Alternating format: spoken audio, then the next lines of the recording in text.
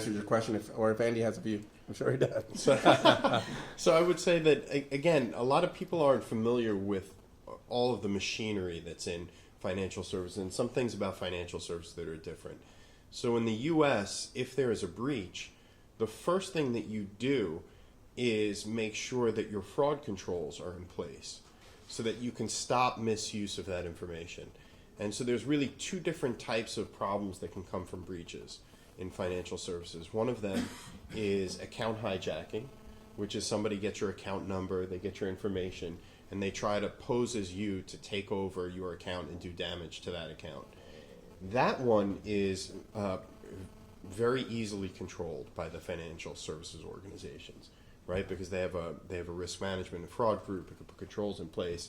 You can issue a new account number. There's lots of different things that you can do. Where somebody gets a social security number, which doesn't have a complete analog in Europe, I guess country ID would be the closest, then it's very problematic because then it's beyond the financial services organization's control.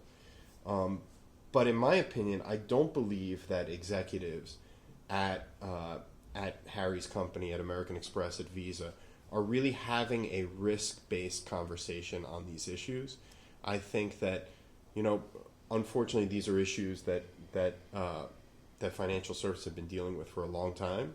And if it meets a threshold of materiality that it requires a notification, they do so. And usually, most companies have in place a multi-stakeholder process for addressing these because they're coming up all the time, where you have risk management involved, you have privacy and legal involved, you also have your PR people involved.